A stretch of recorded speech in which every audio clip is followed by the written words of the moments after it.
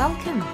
Hi, I'm Mikki and this is Mikkipedia, where I sit down and chat to doctors, professors, athletes, practitioners and experts in their fields related to health, nutrition, fitness and well-being, and I'm delighted that you're here.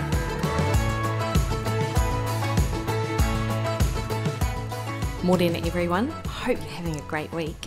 Now, for those of you who've been following me on social media would have seen that I'm not overly au fait on the supplement side of things, and that, you know, it takes me a while to get into the habit.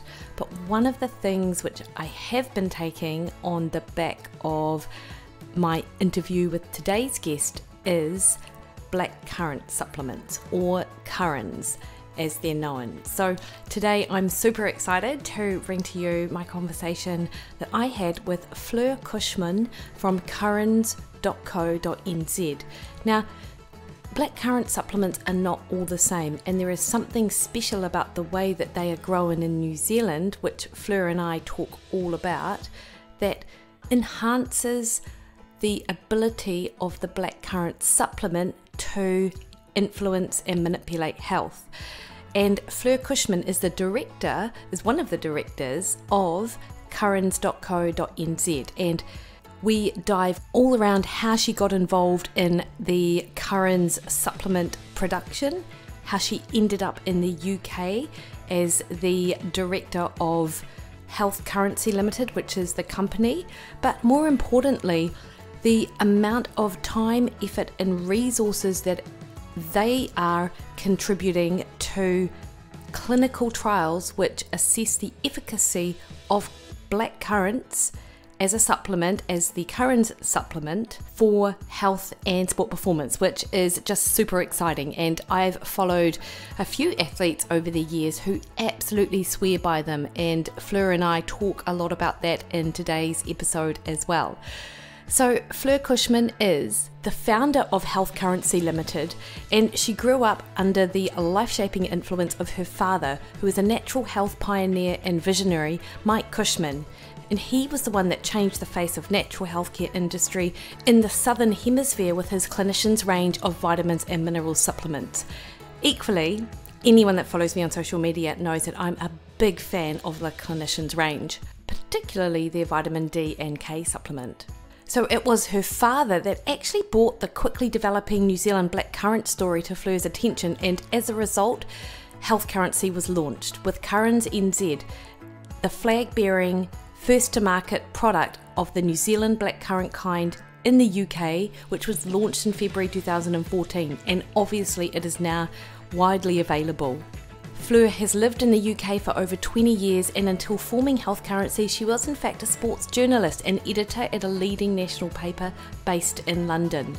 So Fleur and I talk all about the, as I said, inception of CurraNZ, of what health benefits the clinical trials have found and why this might be the case, and also what the sport performance benefits are as well. We take a deep dive into the literature around that, and also what's next on the agenda in terms of scientific trials looking at blackcurrant supplements. So this was such a good talk, and I learned so much from Fleur, and the trials and the science that we talk about in the interview today you can find over on the show notes for today's podcast, and you can find any of that information yourself if you just jump on CurraNZ.co.nz or CurraNZ.co.uk, where they have a special section looking at the health and the sport performance implications of blackcurrants, and that is backed by that evidence-based research which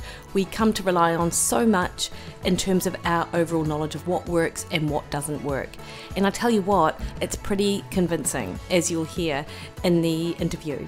So, without further delay, please enjoy this conversation that I have with Fleur Cushman.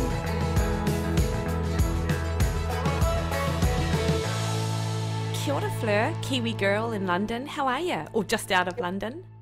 Kia ora, I'm very well, Mikki. Thanks very much for having me on your show today. Oh, I am just stoked to talk to you, in part because one, you're a Kiwi in London, and I always get a bit of a kick out of, chatting to people abroad. But also, obviously, with the topic at hand, and we're going to kind of dive deep into black currants and their potential health benefits and just all of the information that has emerged over the last 10 years with regards to research around that. That's another thing I'm so excited to chat about because it's such an interesting field, Fleur. It is, Mikki. It's been a real journey, and there's lots to cover today, so let's get into it.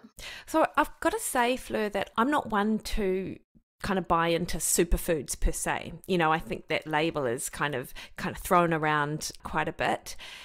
However, my interest in black currants were piqued when a mate of mine, Andrew, who is a lecturer down in Massey Uni, which I hope to have a conversation with him sometime in the near future about his area of interest, he texts me and he goes, "Mate, have you seen the supplement CurraNZ?"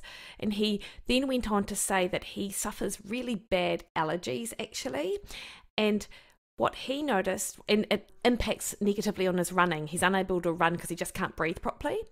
Right. He started taking black currants and he noticed an immediate effect. And that's when I thought, you know what? There might be something in the idea that black currants could almost deserve their superfood kind of label. And that was, a couple of years ago. And so I dived a little bit into the literature and saw that actually for many years prior, there is this emerging research to suggest that there are things about black currants that make them particularly special as far as what they can kind of do in the diet. Fleur, how did you happen upon black currants? What's your history here? I've lived in the UK for 24 years now, Mikki, and my first career was as a horse racing journalist, and I edited a newspaper in the UK called the Racing Post Weekender, and that was my first love. But behind that, I've got a family background steeped in natural health care and pharmacy. My late father, Mike Cushman, alerted me to the potential of New Zealand blackcurrants. And look, Dad was a real visionary pharmacist in New Zealand with a special interest in natural health care, which was really unusual, 30, 40 years ago. And he kind of was a real pioneer and leading light in terms of helping people achieve great health outcomes naturally without resorting to medication. And he saw some really early emerging research actually that was coming out of the New Zealand Plant and Food Research Institute. And at the time, of course, I was heavily involved in horse racing, but I've got a special interest in performance and nutrition. And he identified an opportunity to become a potential distributor of a New Zealand blackcurrant product for horses to help them recover from training and competition. So that was the start of it, really. And I came home in 2011 and Dad and I went on this amazing road trip to the South Island. I live in the North Island, and we did this great road trip down to the South Island to visit the blackcurrant growers. And for 3-4 days, and we talked about nothing else except blackcurrants. And at the time, there was no one doing any research into its potential application for sports performance. Mm-hmm. There was very little research that we were aware of at the time that was being done on muscle recovery. But Dad identified a lot of potential health applications for it. And the reason why, Mikki, is it, and you have identified that they are special, and the reason is because they have one of the highest densities of polyphenol compounds called anthocyanin of any berry fruit, and berry fruit have the highest concentrations of these really important micronutrients in our diet, and chiefly in blackcurrants, they are powerful antioxidants. Mm-hmm. They improve blood flow, and they have anti-inflammatory properties. So your friend Andrew, who I believe suffered terribly with hay fever, he was experiencing the natural anti-inflammatory benefits that blackcurrants confer. So they help dampen those allergenic responses. And so he's we've come to discover this through the course of making currans and selling it to customers and hearing their feedback, and yes, so the hay fever and the allergy is one benefit, and that's because of their natural anti-inflammatory properties. So I think, because they have these three, I call it the holy trilogy in terms of promoting health. It's an antioxidant, it's a natural anti-inflammatory, and it helps promote blood flow. So in terms of the pillars of health, they're really good for supporting your health, and also it's those three things that have led it to become a new discovery as an ergogenic aid in sport. Yeah. And Fleur, I go to the research for currants, and they talk about them being grown in the down the South Island in Canterbury, in the unique New Zealand environment. What is it about the New Zealand environment that might potentiate some of what you find with the blackcurrants? Absolutely. And it's an excellent question, Mikki, and the New Zealand factor is critical to the specialness of New Zealand blackcurrants. And the reason for that is our strong ultraviolet sunlight. So we all know that we burn like crazy at home, and the power of the sun is one of the secrets to the power of blackcurrant, because the bioactive that we talk about, the anthocyanin, that's actually the purple pigment in the skin of the fruit. So of course it's like getting a suntan. The more exposure that you have to sun, the stronger the tan that you get. And of course our blackcurrants are subjected to some of the strongest ultraviolet sunlight in the world. And that's the reason that our blackcurrants have such an amazingly high density of these really important compounds. So as an example, if you look at, there's an ultraviolet index, and from a scale of 1 to 20, 20 being high, in the height of summer in the UK, which is also a blackcurrant producer, the strongest the sunlight would reach on that scale is about 8. But in New Zealand, it's 14. Oh, wow. Yeah. Yeah. So that's the main reason, Mikki, but also blackcurrants also need really cold winters as well to fruit in the summer. So, in the South Island of New Zealand, we've got this perfect growing environment for these fruit. And, we also produce blackcurrants for juices and cordials, but we actually use different varieties of blackcurrant to produce currans, because there are some varieties that are particularly high in anthocyanin, but they're not a great tasting berry, or they don't have a very good juicing quality. So there's a bit of a difference there. So are you guys the suppliers of the Geraldine's blackcurrant juice and that kind of, is it the Barkers? Is that who? Yeah, so the Barkers, they'll be buying their berries from farmers who are developing and growing, really good juicing varieties of blackcurrants. But we don't use those same varieties. So we use different ones. So I would say that, while they might be grown on the same farms, we use different varieties. Yeah. Okay, Fleur. So someone could drink blackcurrant juice of the same, fruit variety, which actually they probably can't, because it sounds to me like, different berries are used for different purposes. How many blackcurrants would it take to get the amount of anthocyanins that someone might find in a currans capsule? It's about a generous handful of blackcurrants. So, it's quite a big dose, but it's a normal physiological dose that you would have. And it's good that you've touched on this, Mikki, because one thing that a lot of people don't realize is that they're probably not having enough purple fruit and vegetables in their diet. So that purple fruit and vegetables that have these purple compounds, and blackcurrants have the highest density of all of them. So they have about at least twice the density of blueberries, for example, and everyone considers blueberries to be kind of top of the superfood pile, but blackcurrants just happen to possess the highest density of fruit and vegetables. And you know, a lot of individuals are trying to live a healthy life and eat a balanced diet, but often, despite best efforts, it seems they're still deficient in anthocyanin and they're not aware of it. Yeah. You know, we're told to eat the rainbow, but you know, are you eating purples every day? And you know, some scientists in the UK now are actually saying we should be eating 2 purple a day because of the high health value that they have. So yes, so a handful of fresh New Zealand grown blackcurrants would have about 100 milligrams of anthocyanin, which is what you would get from a capsule of currants. But in terms of looking at what the actual intake is across the world, and I must admit I haven't seen any clinical data for anthocyanin intake in New Zealand, but I know in Australia it's about 3 milligrams a day. Oh, wow. Yeah, in America, it's as low as 1 milligram a day up to 10 milligrams a day. And in Europe, it's about 40 to 80 milligrams a day. And a lot of the European figures are actually bolstered by the fact that they're big red wine drinkers. Yeah. But it's still a long way off what you would get from a handful of black currants and, you know, the health benefits that we see from that level of dose. Yeah, that's so interesting because I'm trying to think of how super challenging it might be to actually get what you need if you're not going to include something like this in your diet, right?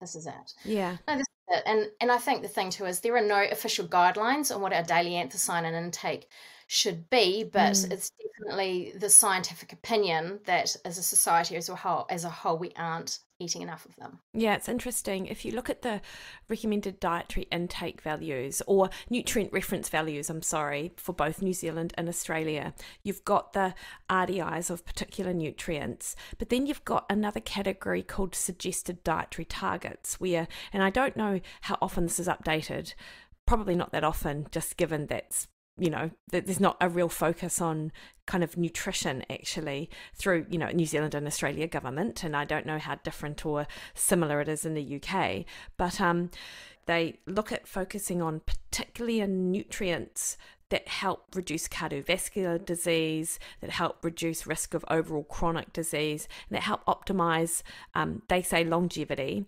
and certainly omega-3 fatty acids are up there. Yep. But there's nothing else in that other kind of phytochemical arena, such as anthocyanins, yet there's so much research in it. I just find that really interesting. Yeah. I think, Mikki, that, you know, you go back 15 years and there wasn't a huge amount of research on anthocyanins and polyphenols. And it's really only in the last 10 years that actually interest in this topic has exploded. And there is a mountain of evidence showing their health benefits. And look, we were the first people to investigate the application for New Zealand blackcurrant for sports performance. And as a result of that, that's really put New Zealand blackcurrants on the international sports nutrition map. And there is also, and a lot of people don't know this, did you know there's a health claim for New Zealand blackcurrants in New Zealand? No. There you go. So, yes, so New Zealand blackcurrants have a health claim for reducing, and it's a mouthful, exercise-induced oxidative stress, which is basically, it supports the New Zealand blackcurrant scientific case for recovery. Yeah, that's so interesting. It is, and because it takes an awful lot to achieve a health claim. So it was driven by a New Zealand government remit to look at the, you know, fruits and vegetables grown in New Zealand, identify, you know, a high performing category of fruit. They identified blackcurrant, and after 10 years of research and millions of dollars worth of funding, you know, we've got this amazing health claim now for New Zealand blackcurrants, and it's very difficult to achieve that for a natural product as well. And I think it's only about the second or third in New Zealand to achieve that. So, so that's fantastic. And but I think, you know, the blackcurrant really suffers from a lack of awareness. People just don't understand and aren't aware of all of the research behind it and all of the great things that are happening. And it's also great for the New Zealand blackcurrant industry because it's small, you know, and demand is really growing now. It's really awesome to see how internationally, you know, there's a real demand for our premium fruit. Can we keep up with the demand, Fleur? So we can. We unfortunately are hostage to the weather conditions. It's a natural product, and harvest depends on, whether or not we've had a good spring and summer. And, in the last couple of years, there have been weather events such as tornadoes and hailstorms and that kind of thing that have affected the harvest. So I think, some years we have, really great bounty, and we can bank the fruit and take that into the next year. But I think this year we might be a bit tight on supply. So yes, we're getting our orders in early. So I'm thinking, right, that Hawke's Bay, Bay of Plenty, they share similar, like the Canterbury Plains do. They have sort of hot, dry summers and they have really cold winters. Are they other kind of places where people might look to kind of grow if anyone wanted to get into the industry? Curious. Yeah, I would be, if I had a farm, I would be planting blackcurrants right now. That's all I can say. But yes, I mean, look, the blackcurrant growers are mainly concentrated in the South Island, largely in Canterbury, some in Nelson. And I don't know of any commercial growers in the North Island, but why I don't know, because obviously you've identified, some areas that do get really cold winters and could be suitable. I think, the blackcurrants don't mind snow, and that's, part and parcel of those, South Island winters. Yeah. Well, there you go, people. If you're looking for a side hustle, looks like blackcurrants at maybe I should move down to the Hawke's Bay and start a blackcurrant farm, actually. It'd be amazing. Fleur, if we can actually go back to that health claim, and one of the topics I am really interested in is to talk to you about the sport performance benefits of blackcurrants before we move on to the health benefits, because obviously same mechanisms are at play.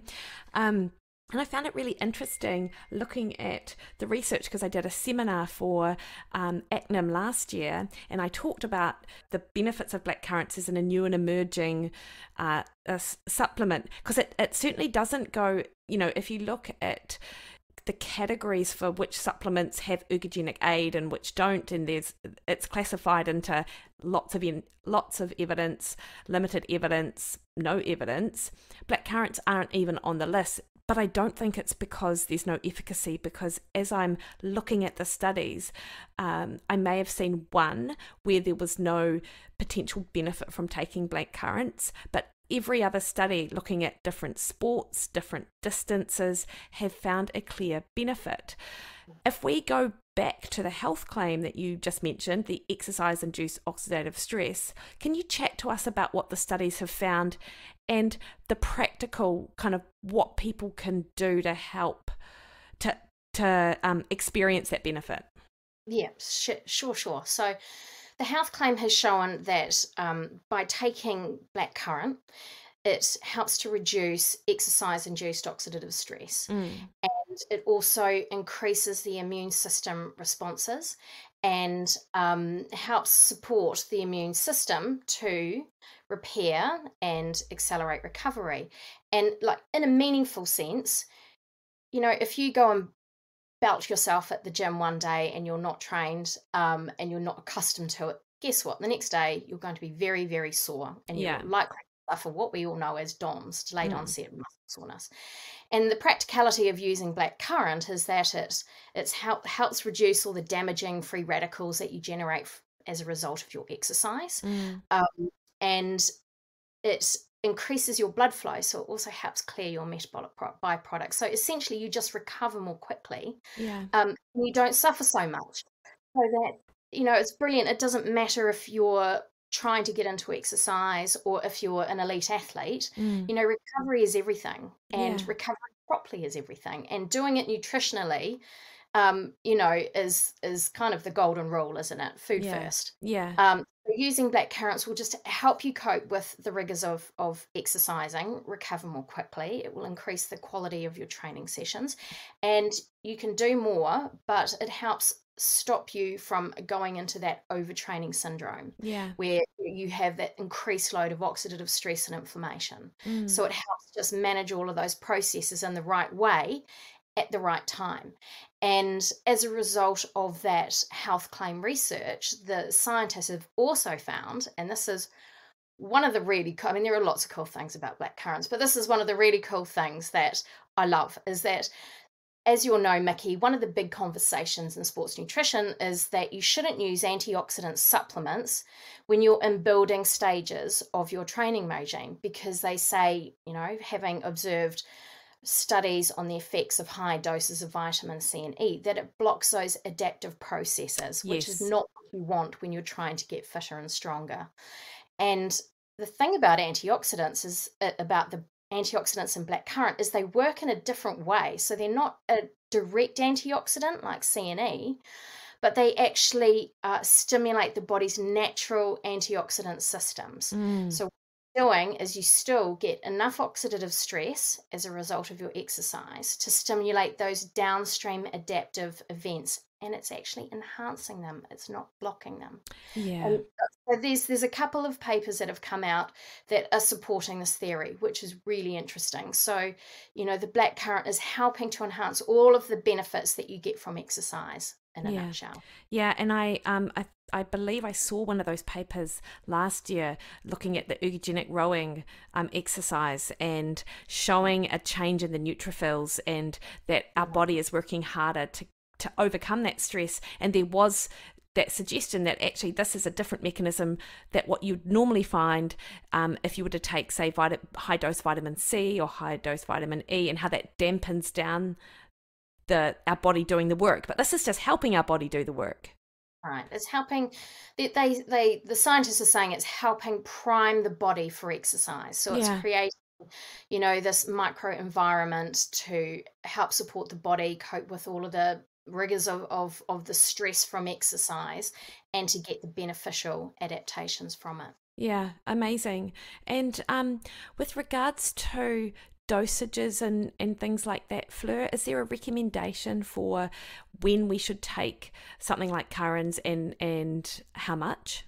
Yes, certainly. So what we know is, if to get the full blown benefits of blackcurrant with exercise, you really need to take it about 2 hours before your session.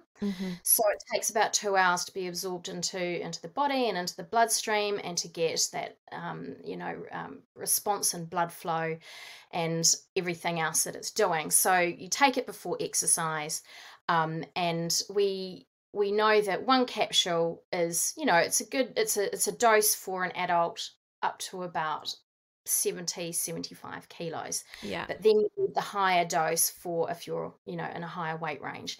And we're seeing in our research, we started off with a 1 capsule dose, which is the kind of dosing that the health claim was also based on. But what we're seeing now is actually a higher dose can be more beneficial for improving sports performance, for increasing your cardiovascular responses in the body, and increasing your fat oxidation responses as well. So you'll definitely get a result with 1, but we're finding that actually it is a bit better with 2 and even 3. And in the elite world, they tend to use higher doses. So, but it's got a really high safety level. So, using a higher dose, won't have a negative impact at all. Yeah, and you must have been pretty thrilled to see that Dougal over the weekend, Dougal Allen, just took out the Coast to Coast, and I know he's a massive proponent of CurraNZ, and he really does attribute a lot of his ability to stay on top of his training, to not go into that overtraining state, is because, or not only does he have a pretty decent diet, but he also supplements with CurraNZ. He does. So CurraNZ is the only supplement that Dougal uses, and the thing that's great about Dougal is, he really embraces a health philosophy, a food first philosophy, but he is also, a research guy. Yeah. So the whole conversation with Dougal started, I think it was about mid 2017, and we, talked about the research, and, as with everything with athletes, it's about the acid test. Does it make you feel better? Yeah. Is it helping you cope with your training load, and is it helping your performance and your health status? So Dougal's been using it for quite a few years now, and it was a thrill. I think he had podiumed in the Coast to Coast, I think it was about 6 or 7 times, but it was the kind of the monkey on his back. He was desperate to win it. So it was a real thrill that he won that in 2019 using CurraNZ. And he was runner-up to Sam Clark last year, who was also using CurraNZ, and then he won it this year, which is great. And obviously he was using CurraNZ, and so was Sam Manson, who was second. So, you know, it's become a great event for us. And look, you know, it's just wonderful to have an elite athlete like Dougal, you know, within the team, because he's such a great ambassador, and it's wonderful seeing him go out and fulfill his potential. Absolutely. But you know what I love as well, Fleur, is that from a clinician perspective, is that you do have these guys like Dougal who are up there giving it their all with regards to their sport and really succeeding, and yet you've also got, you know, people like my mate Andrew, who in his everyday life is really experiencing those health benefits of CurraNZ. But as I, you know, have looked through the literature, and I get your news updates every month, I think they come through every month, and I get continually excited by what I'm seeing in the chronic disease space, actually. So we talked about the whole allergy thing and the potential to maybe reduce inflammation in the airways. I assume that's kind of what's going on there. That's right. Can you chat to me about the potential benefit of blackcurrants for for blood sugar regulation, for insulin sensitivity and things like that? No, certainly, Mikki.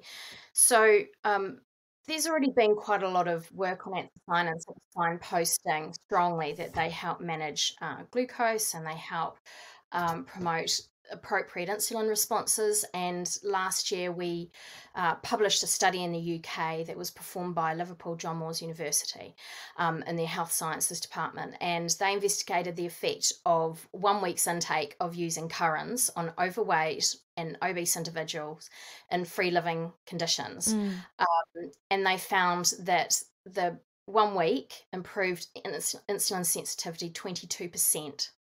And it lowered obesity-driven inflammation by 24%, and it helped reduce post-meal blood sugar levels by 9%. So it's a really exciting finding, because that was just 1 week. Yeah. And you know, these improvements, you know, these are normally only seen after a lot of diet and exercise intervention. Yeah. So, and I think the thing is about overweight individuals is that they typically develop chronic inflammation, which leads to insulin resistance and poor blood flow.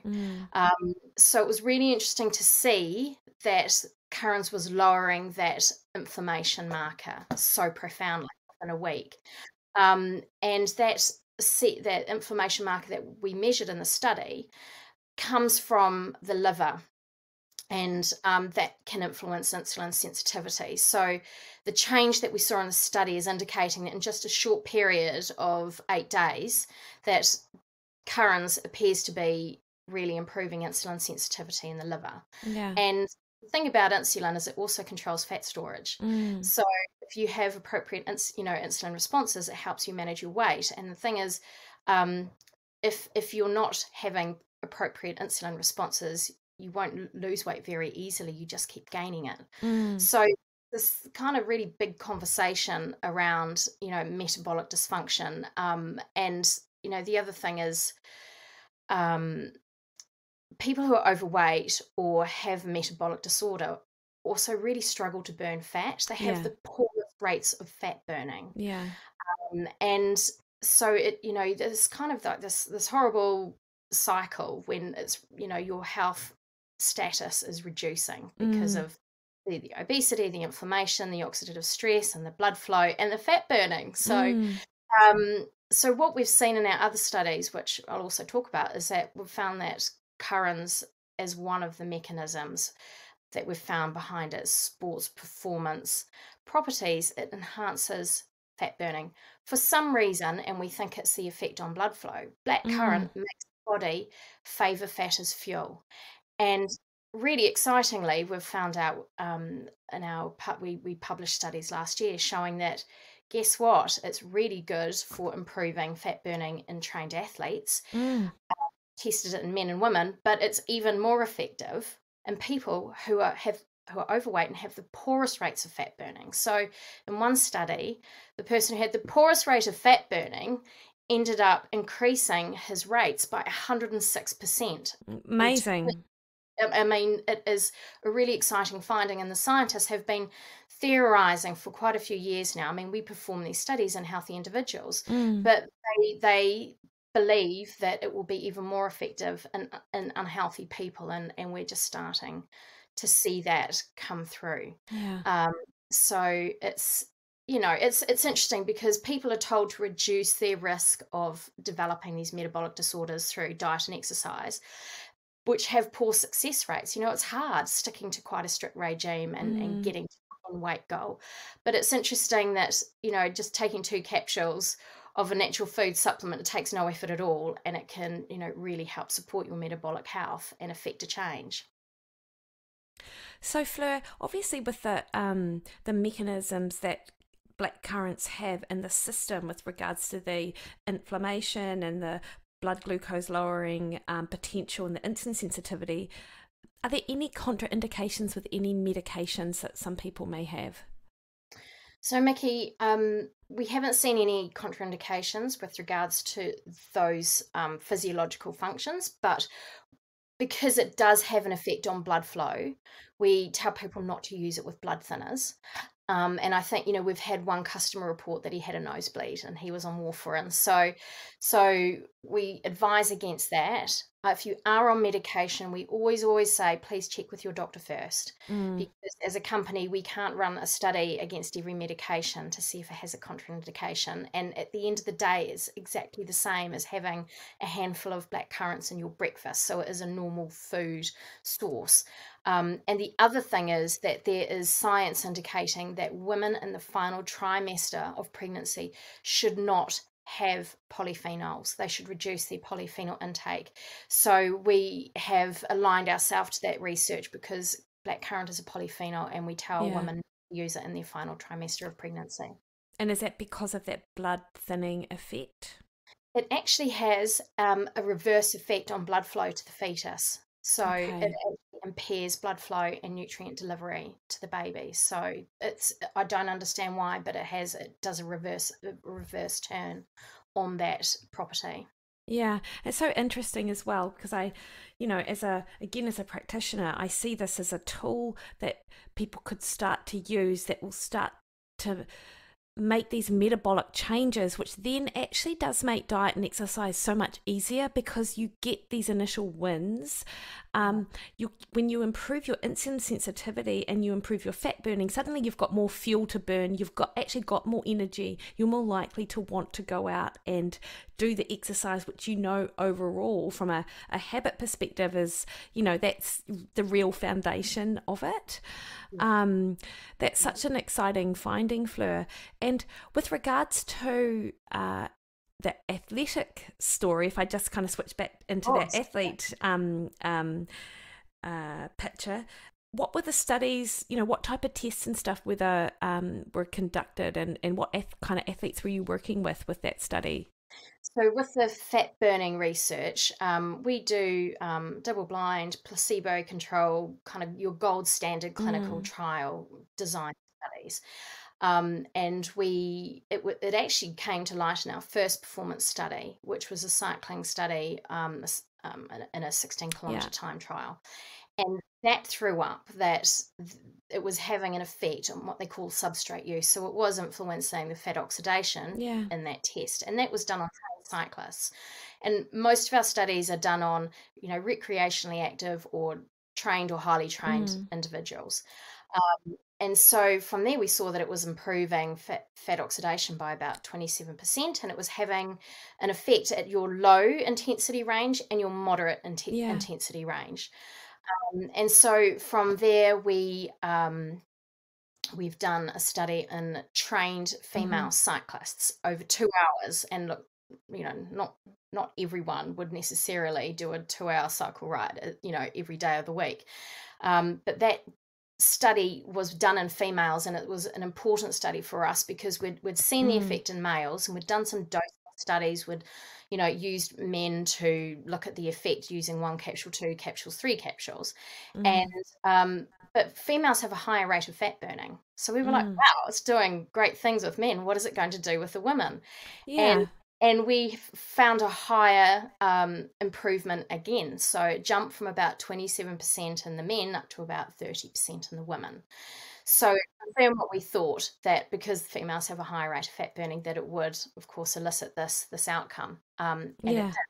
And then we've moved into, well, the World Health recommendation is to exercise for 30 minutes a day. So we've done a study investigating, the effect of blackcurrant in 30 minutes of brisk walking. And what we looked at, well, what happens after 1 week, and does it have a better effect after 2 weeks? And we've found that actually it does. So it improves, this was a study in men, and it improved fat burning 11% after 1 week, but 17% after 2 weeks.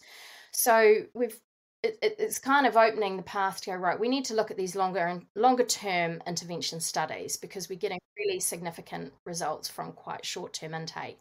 And from the plant and food research, they have shown that actually the health benefits, particularly on oxidative stress, are just getting going after week 1, but at 5 weeks they are improved again, and significantly.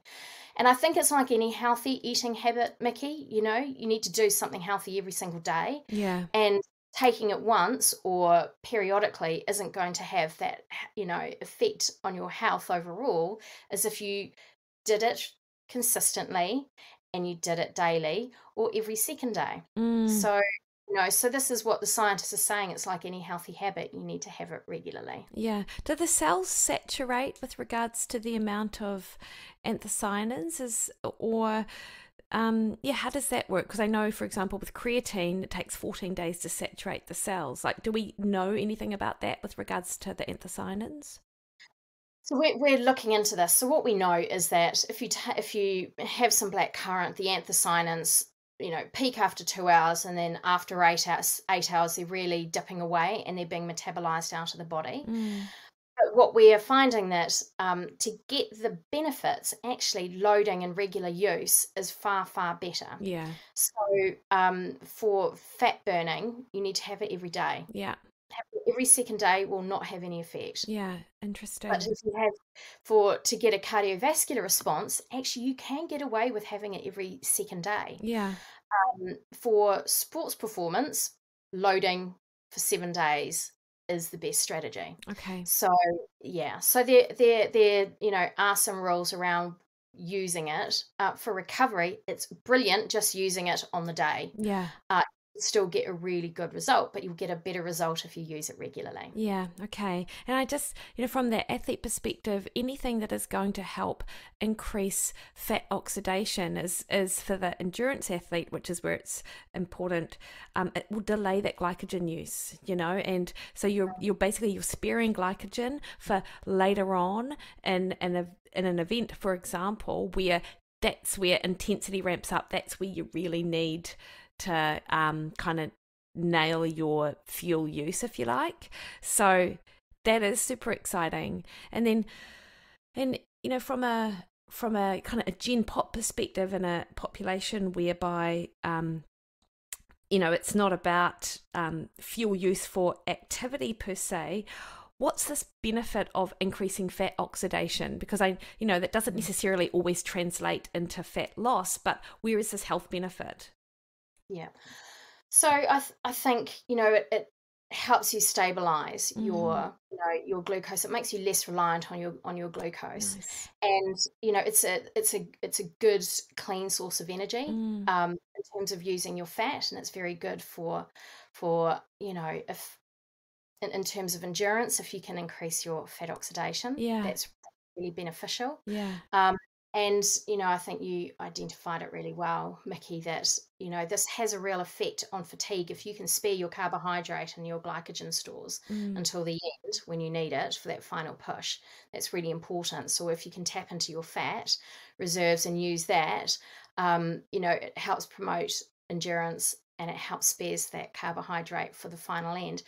And it's worth mentioning, when we published this cycling study, the first performance study we did, one thing that really struck the scientists was that when you look at the 16-kilometre time trial, And usually the athletes in the study, they went fastest of all at the end. Oh, So it's amazing. having a real effect on fatigue Mm. and also allowing athletes to cope with a higher concentration of lactate. Incredibly. Yeah, Yeah. that, I was going to ask about that. So does that change? So it's just changing the tolerance of the lactate more than anything else in that space? Yeah, I think it is helping tolerance to it, but across all of what we've seen is, across all of the intensity ranges Mm. of the exercise spectrum, it is helping the body is producing less lactate, Yeah. which has an effect on fatigue. And of course, the more glycogen you burn through, the more it contributes to your fatigue factors. Mm.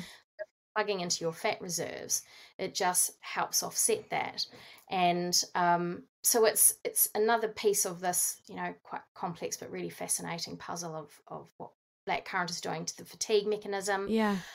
And the fat oxidation story. It's amazing that it's having such an effect, and the scientists are saying it's having one of the most potent fat burning effect of any polyphenol that they've found. Yeah. And the other berries don't do it to the same degree of blackcurrant. So not all berry is equal, and blackcurrant just happens to be, proving really effective for Yeah. this. Yes, so interesting. And I really loved how you mentioned that when we use fat as a fuel source, it's less metabolically taxing on the body, so because we know that when you rely on your blood sugar and you rely on carbohydrate, you do create more metabolic waste just by using it as an energy source. So by being able to burn fat from a health perspective, that's just helping enhance those health benefits of having the anthocyanins or the blackcurrants. Absolutely. No, absolutely, Mikki. So I do want to ask, and I know, and I don't know if there's been any research or any kind of, pondering this space, but obviously, we're in COVID times. I guess the things which increase overall mortality rates is that cytokine storm or that inflammation that can occur for someone who has COVID. Fleur, have you given any thought? Has there been any discussion in and around the potential application of something like CurraNZ in that treatment, in a prevention space? Anything that you want to share there?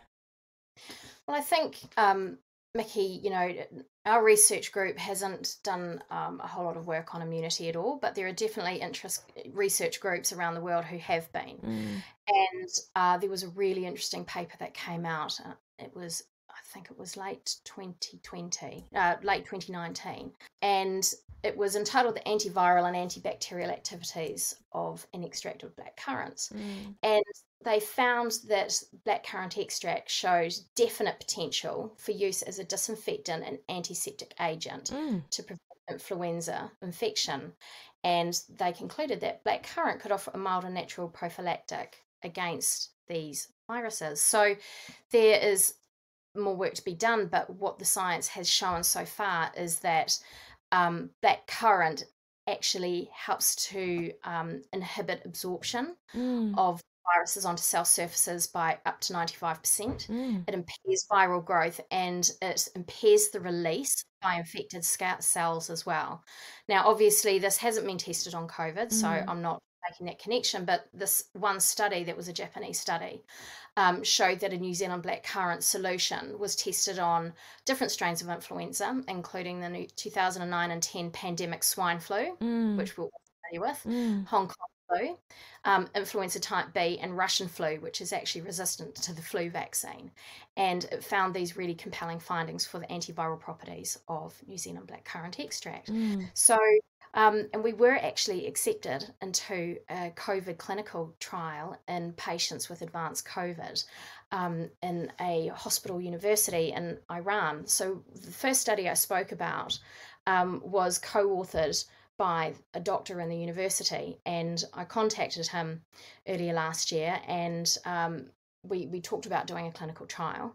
But of course, with all of the international transport shutting down across the world, we couldn't actually get product to him, even though we wanted to do it.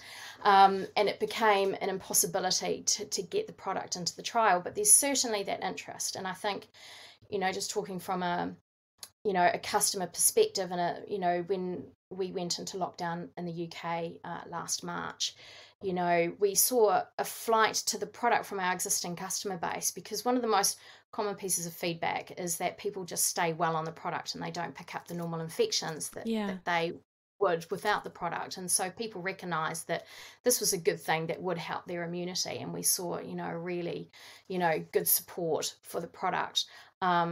So it's, you know, it's certainly interesting in that respect. But I think, you know, when we're coming back to the conversation around COVID, oxidative stress and inflammation are key drivers in this virus. They really are. And the problem is, you know, we're seeing that people who are obese and have diabetes and metabolic syndrome, they're the ones most at risk of COVID, because their fat cells are acting as a reservoir for the COVID viral load. So they experience aggravated symptoms because of their higher body mass. And you know, people who are overweight and obese, their immune system is always turned on because obesity drives inflammation.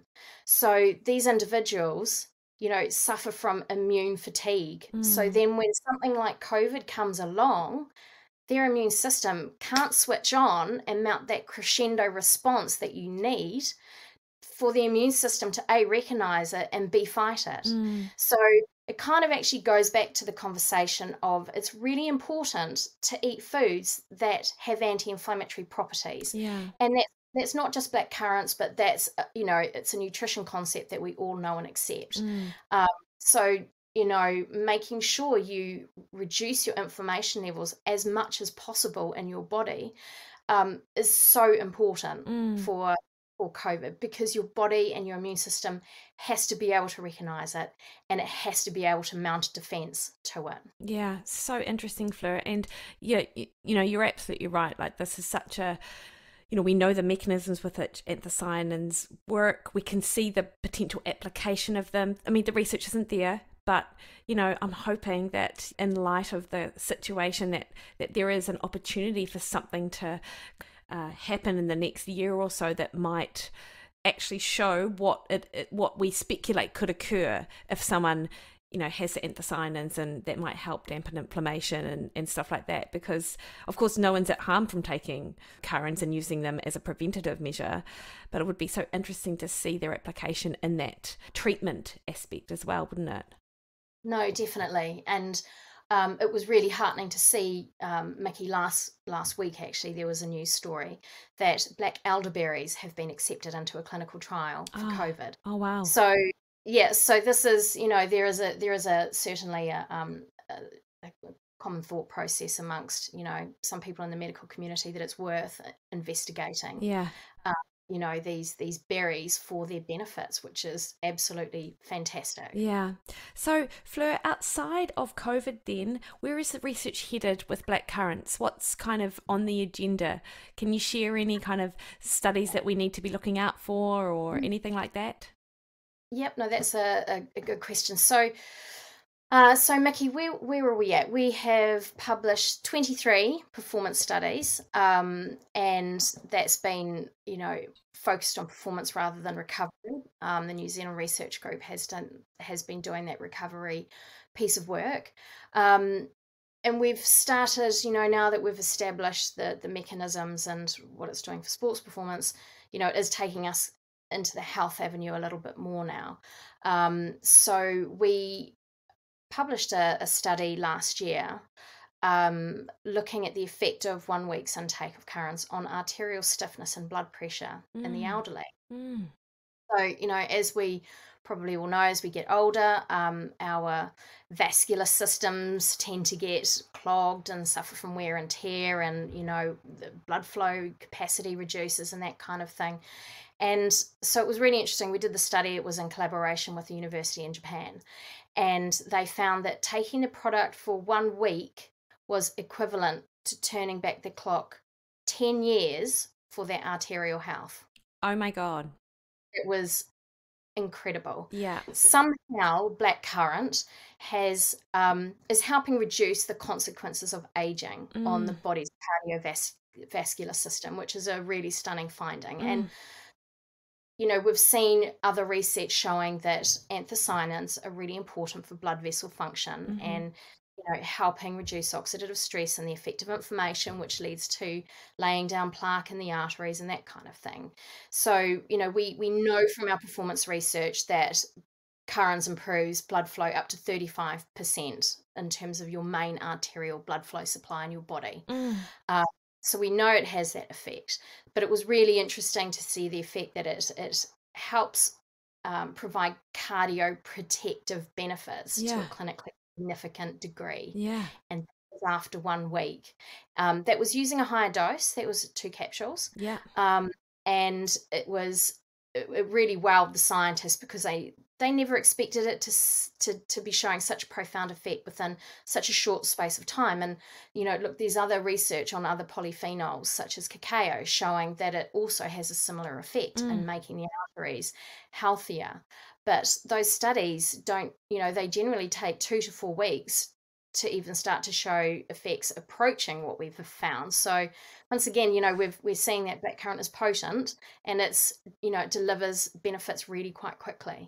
And it's, a whole body benefit. It showed a benefit to the carotid and the femoral arteries. So, they're saying it's helping the entire vasculature of the body, which is really important as we age. We want to have strong, healthy blood vessels, and we want to have really good blood flow, which is something that as we get older we suffer from. It becomes less effective. And are there plans to replicate the study with a larger population, just to see whether other studies support what that finding? Definitely. So that was actually the second study that confirmed the effect in reducing blood pressure in adults. We'd had a study out of the UK, out of Worcester University, actually in December 2019, and that shows that it also was reducing, central blood pressure to a clinically significant degree. But what we need to find out is, we've tested people, they've taken it for 7 days, they've gone into the lab, they've had their CurraNZ, and then they've had their blood pressure tested. So what we need to see is whether or not it's having that effect over the course of the day. If we know that the anthocyanins peak in the system and then they, metabolize away. So that's the next question. We need to look at the effect over different time points in a day, and increase the power size of studies as well and have more individuals. So so the university in Japan is interested in doing follow-up studies, and we're also really interested to see the effect on arterial stiffness in athletes as well. Absolutely. That's super exciting, Fleur. So that's the health space. We're obviously looking at doing a longer intervention study for glycemic control and looking at what happens after 3 months as an example. And in terms of the sports research, we've made some other really cool findings recently, and that of course is leading to more questions, and we field inquiries from other universities who see our research and say they want to do work as well. So what we found last year, Mikki, is as part of the sports performance mechanism that we're trying to unlock, we found that in climbers, that the product is dramatically improving tissue reoxygenation. So it's not working. So the scientists went into the studies thinking that it might improve climbing performance because it might be improving the dilation of the brachial artery in the arm, which would deliver more blood to the working muscles. But actually that isn't what was happening at all. The brachial artery is a very, very small artery, and it wasn't showing any measurable improvements. But what they found is it's having an effect on a hemodynamic level. So in other words, blackcurrant is allowing more oxygen to be removed from the blood's oxygen transporter, hemoglobin, and deliver it to tissues. And then the muscle is using more of that oxygen during contraction. So what that means is faster, rapid recovery of muscle. And, that's everything in exercise, in sports performance. This study was performed in climbers and in elite climbers as well. I mean, these were some of the best climbers in Britain. So we knew that we could control their performance ranges really tightly. We know that was validating a previous study that was done on intermediate climbers, and it confirmed the findings. So, you know, climbing has a really high anaerobic component to where the muscle doesn't get a lot of oxygen. So the ability to recover from anaerobic actions, you know, can be a complete game changer in deciding outcomes in team sports, and it can apply to tennis or any sport involving multiple bouts of sprinting. Yeah. So essentially, if, you know, with blackcurrant, it's doing something to the oxygen cascade. And if it's increasing oxygen availability, it means that your muscles don't have to work so hard. It means that you fatigue less, and it helps maintain decision making, and it can completely make a difference in sporting outcomes and impact on all of those fatigue factors. So this is, you know, a really big finding for us, because a mechanism that we didn't expect to find, but we did. So now, of course, you know, we want to look at what happens. That was done in an isolated arm exercise, and it didn't actually find a performance finding, but the scientists were expecting, because it was an isolated limb model, that it probably wouldn't. But we want to look at what happens in a whole body exercise. So that's one of the other kind of world first discoveries that we've made. You know, the fat burning was another world first discovery that we've made. So now we are looking at what happens, what does blackcurrant do at fat burning at rest, because all of the studies have been on, you know, individuals during exercise. So does it actually elevate your base rate of fat burning? And the one study has suggested it does. And so we're now looking at that study design in females and in overweight females. So that is in the pipeline. Unfortunately, COVID has dramatically affected our research program because there's no lab testing, and we were hoping to go to a pre-Olympic conference last year and release our biggest ever scientific kind of study, our biggest ever release of studies. So that has now been cancelled, and so we're just going straight to publication with studies. So we've got about 12 in the pipeline. Awesome. So there's a lot more to come, and you know, we have, you know, other universities are publishing as well, and we're not even aware of their studies. We've done, what have we done? Our first study was published in 2015. We think we've got at least another decade to run at this before we really start unlocking the secrets of blackcurrant and fully understanding it. The more we look, the more we find, and the more the researchers get excited and want to do more. So it's been quite a journey. That is so exciting. And Fleur, do you take blackcurrants yourself? Every day. Yeah. And two? Do you take two?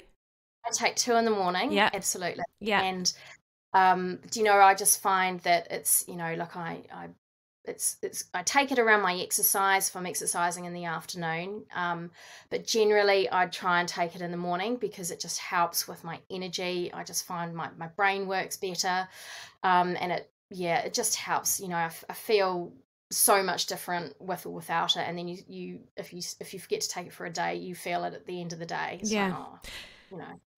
And it's so interesting because obviously you say that you experience that, but there are so many people who have no skin in the game who also experience the benefits of currants. Now, question for you, I exercise, I get up, and then an hour later I'll be training. Is it worthwhile me taking something like currants even though I don't have that 2-hour window before I train? Definitely. Take it as soon as you get up, because the sooner you get it into the system, the sooner it will start helping your recovery processes. Nice. So you might not have enough in your system to really increase your blood flow and have that performance effect, but it will definitely, the sooner you get it in, the sooner it's going to help your body start to recover. Okay. So we have a lot of athletes who train really early in the morning, and you know, that's what we tell them. Okay. No, that's such good advice. And in fact, if I'm doing a long run for marathon training, then that'll allow it to kind of kick in that latter part of the run. You never know, right? Absolutely. Well, look, we tell all of our Ironman athletes to redose on the bike. So you can cut out 2 capsules in the blister pack and tape it to the bike bars, and then you redose during the race, because, you know, Ironman is 10, 11 plus hours, you know, and this kind of is rolling out of your system after 8. So we say when you're about 4 hours into the race, redose. Okay. And then for the final stages, you're going to have a few extra guns with the vasodilation and the blood, and, you know, so. That is fantastic advice. Yeah. So I know Dougal took his currans on the kayaking stage in the coast to coast. There you go. Then that got him home on that bike ride. That's amazing. Fleur, thank you so much for your time today. Can you just tell the listeners how they can kind of stay up to date with everything Currans and how to order and those things?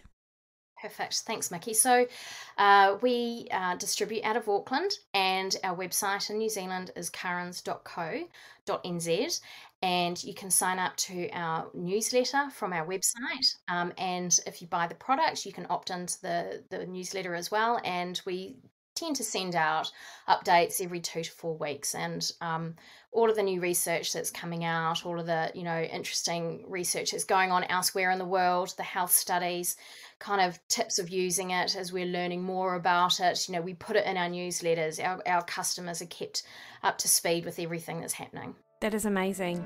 Fleur, thank you for your time, and post this conversation, like, I'm just quite inspired to talk to my husband about a blackcurrant farm, basically. Because it sounds like it is, like, demand is only going to grow. So this is super exciting, particularly for a little New Zealand company, you know, to have all of the amazing things that are kind of happening. So that's wonderful. Thank you. Brilliant. Thanks, Mikki. Thanks for having me today. Right, team. Oh, well, I really hope that you enjoyed that, and that you also got your pens and paper out and kind of took some notes. And if you don't already, definitely jump on that CurraNZ website and hook yourself up with a dose to see what difference you find that it makes. And I've got to say, like, I was pretty convinced after that conversation with Fleur, and even more so when I posted about me taking blackcurrant supplements, and I got so much feedback from you guys out there to say that you've also experienced really good health benefits from taking them. So, and I think it's amazing, actually. And in another life, or potentially down the line, you might find me starting up a blackcurrants farm, unless of course you beat me to it.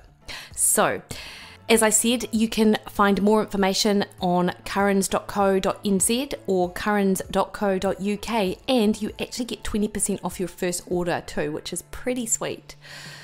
Now, next week on the podcast, I bring to you someone who I am just so thrilled that I had the opportunity to talk to, and she was so gracious with her time, and that is Catherine Switzer. I don't think you need to be a runner to understand how important Catherine has been in the women's running movement ever since she refused to be removed from the Boston Marathon course in 1967. And she really dedicated her life to advocating for women's running, and she was absolutely instrumental in the fight for an Olympic marathon in the 1984 Olympics. And anyone that is a runner will know just what it means to love running and how it absolutely can change your life. And, you know, Catherine has devoted her life to it, and we have such an amazing conversation. So, yeah, that's like 7 sleeps away. But until then, of course, you have just enjoyed an awesome episode. And if you haven't caught any of the other episodes, you've got like 24 to catch up on. So absolutely do that. And you can, if you like it, subscribe in your favorite podcast platform, and tell your mates too. That'll be awesome. Until then, you can find me over on Instagram and Twitter at Mikki Williden, on Facebook at Mikki Williden Nutrition, and then over on my webpage, mikkiwilliden.com. And I would love to help support your individual nutrition journey. So sign up for a nutrition coaching plan, book in for a consultation, or if you're waiting for a weight loss plan to suit you as you're kind of beginning that May, that kind of spring if you're in the Northern Hemisphere, autumn/winter if you're in the Southern Hemisphere, then just push pause on that for my Mondays Matter program, and that's coming out early May, which is an innovative, effective approach for sustainable fat loss, and I'm super excited that I'm just putting the finishing touches on it now, but you will hear more about that. Anyway, team, until then, enjoy your week. Catch you next week. See you later.